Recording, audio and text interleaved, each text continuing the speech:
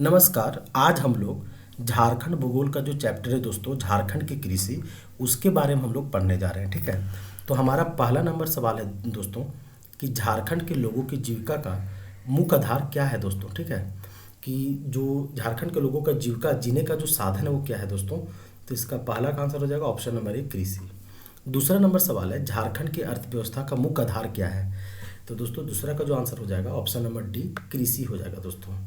तीसरा नंबर सवाल है झारखंड में कृषि का स्वरूप कैसा है दोस्तों। तो मैं आपको बता दूं, जो झारखंड में कृषि होती है ना, वो केवल जीवनदायी होती है। ठीक है, अब हम लोग चौथे नंबर सवाल की तरफ बढ़ते हैं दोस्तों। हमारा चौथा नंबर सवाल है कि झारखंड में कितनी भूमि कृषि योग्य है दोस्तों। ठीक है, तो जो चौथा का आंसर हो जाएगा वो हो जाएगा 38 लाख हेक्टेयर। ये बहुत बार पूछा गया सवाल है दोस्तों। पांचवा नंबर सवाल है झारखंड में कृषि कार्य में कितने प्रतिशत भूमि का उपयोग होता है दोस्तों।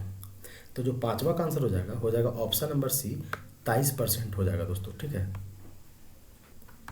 छठा नंबर सवाल है दोस्तों झारखंड की कितनी जनसंख्या कृषि कार्य में संलग्न है। ठीक है, आपको बताना है। जो छठा का आंसर हो जाएगा दोस्तों हो जाएगा ऑप्शन नंबर सी, 75% झारखंड में जो जनसंख्या है दोस्तों वो कृषि कार्य में संलग्न है। मैं आपको बता दूं कि दोस्तों कि झारखंड की जनसंख्या कितना है।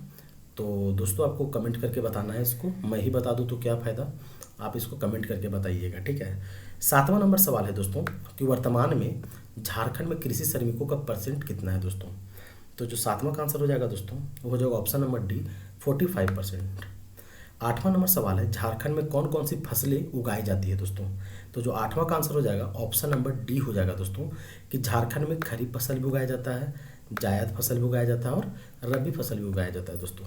ठीक है, नौवां नंबर सवाल है झारखंड में कुल खाद्यान्न की आवश्यकता है दोस्तों, कि खाद्यान्न की कितनी जरूरत है दोस्तों। ठीक है, तो नौवां का जो आंसर हो जाएगा option number B, 46 lakh metric tonne हो जाएगा दोस्तों। दसवां नंबर सवाल है दोस्तों झारखंड में वर्तमान में खाद्यान्न उत्पादन है। ठीक है, तो दसवां का जो आंसर हो जाएगा दोस्तों हो जाएगा ऑप्शन नंबर ए हो जाएगा दोस्तों, 22 लाख मीट्रिक टन। ठीक है, अब हम लोग 11वां नंबर सवाल की तरफ बढ़ते हैं दोस्तों कि झारखंड की मुख्य फसल क्या है दोस्तों। तो झारखंड का जो मुख्य फसल है दोस्तों वो है धान। ठीक है, ये जो जून जुलाई में लगाया जाता है दोस्तों। 12वां नंबर सवाल है झारखंड में सर्वाधिक क्षेत्र पर कौन सी फसल बोई जाती है दोस्तों, ज़्यादातर। ठीक है, तो इसका ऑप्शन हो जाएगा धान हो जाएगा दोस्तों, ऑप्शन नंबर ए। 13वां नंबर सवाल है दोस्तों झारखंड में धान उत्पादन क्षमता किलोग्राम प्रति हेक्टेयर है दोस्तों, कि धान उत्पादन कितना होता है दोस्तों। तो 1930 किलोग्राम। 13 का आंसर बी हो जाएगा दोस्तों। ठीक है, अब हम लोग अगले नंबर सवाल की तरफ बढ़ते हैं दोस्तों। जो हमारा 14वां नंबर सवाल है कि झारखंड में धान का सबसे बड़ा उत्पादक क्षेत्र कौन सा है दोस्तों झारखंड में। ठीक है, कौन सा जिला है जो झारखंड जो धान का उत्पादन झारखंड में ज़्यादा करता है दोस्तों।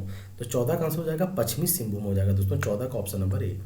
15वां नंबर सवाल है दोस्तों झारखंड में चावल उत्पादक प्रमुख जिलों में आप किसे शामिल नहीं करेंगे, कि कौन सा ऐसा राज्य है जो चावल का उत्पादन नहीं करता है दोस्तों। ठीक, तो मैं आपको बता दूं दोस्तों कि सिंहभूम में तो चावल का उत्पादन होता है, रांची में भी होता है दोस्तों, हजारीबाग में भी होता है और दुमका में भी होता है। तो दोस्तों इसका आंसर जो हो जाएगा ना वो हो जाएगा धनबाद। ठीक है, ऑप्शन नंबर डी इसका राइट आंसर हो जाएगा दोस्तों। 16वां नंबर सवाल है दोस्तों कि उत्पादकता की दृष्टि से झारखंड की दूसरी प्रमुख फसल कौन सी है दोस्तों। तो 16 का जो आंसर हो जाएगा ऑप्शन नंबर ए, मक्का हो जाएगा दोस्तों। ठीक है, अब हमारा जो अगला सवाल है दोस्तों 17वां नंबर सवाल कि झारखंड में मक्का का सर्वाधिक उत्पादन कहाँ होता है दोस्तों। ये पूछा हुआ सवाल है दोस्तों। देखिए जो जो सवाल पूछा हुआ है मैं आपको पॉइंट आउट हमेशा करते आया हूँ। तो जो मक्का का जो सर्वाधिक उत्पादन है ना वो पलामू में होता है दोस्तों। 18वां नंबर सवाल है गेहूं का सर्वाधिक उत्पादन कहाँ होता है दोस्तों झारखंड में। ठीक है, ये भी पूछा गया सवाल है दोस्तों, इसका आंसर हो जाएगा पलामू। ठीक है, अब हम लोग 19वां नंबर सवाल की तरफ बढ़ते हैं। झारखंड में दलहन का सर्वाधिक उत्पादन कहाँ होता है दोस्तों।